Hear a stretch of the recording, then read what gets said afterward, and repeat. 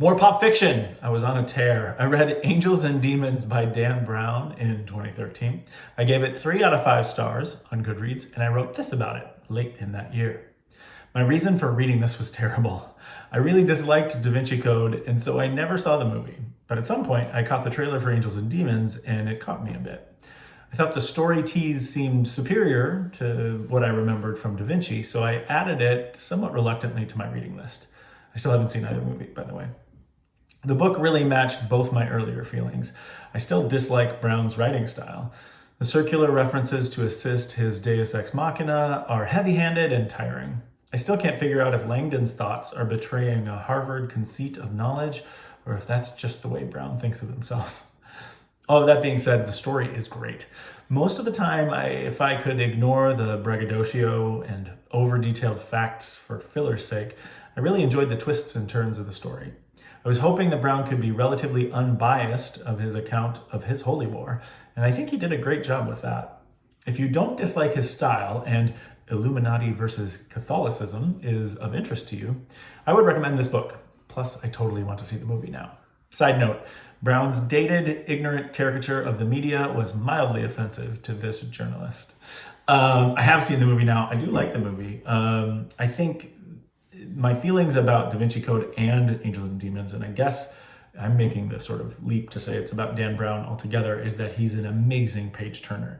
It is such an exciting and like almost addictive read that just like pulls you through it. So I think that's great. For me, it made me feel like it was trying to kind of show off. It felt very show-offy in it, and like the way that the chapters connect and the way that the paths go with the stories.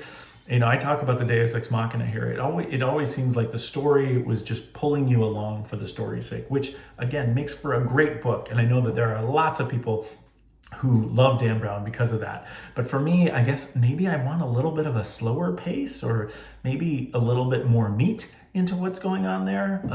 I think that's important for me, that I'm not really looking for a pulp type novel, and these books kind of feel like that. They're like pulp fiction about great history and art, and in this one about religion and secret societies. It's all very interesting, but I want something a little bit more meaty. So I understand that people love it. I still gave it 3 out of 5 stars because I still really enjoyed it, and I have seen the movie now, but I'm not a huge fan of the writing unless you like that kind of book.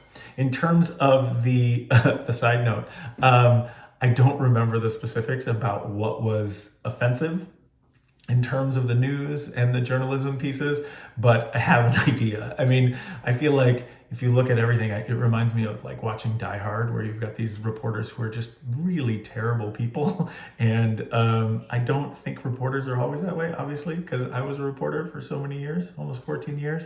And it really is a caricature in this book, and also in Die Hard. It's all those things that reporters are people too, is what I would say about that.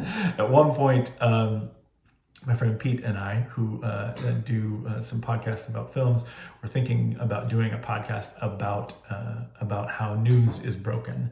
And there are lots of ways that it's broken, but most of the fictional tellings of it in books like this and in movies like Die Hard are not really accurate for the way that news is broken, even though I think it's a sort of conventional wisdom to point at reporters and have them be annoyingly bad people. So that part I just generally disliked about Angels and Demons altogether. But I read this book in the end of 2013 because, just like the one before this, just like A Game of Thrones, I was looking for some fun, popular fiction that didn't have to do too much with studying and working. And both these books, A Game of Thrones and Angels and Demons, gave me that, even if I didn't think they were my favorite books. So this one, Angels and Demons, read in 2013, I give it 3 out of 5 stars on Goodreads. Till next.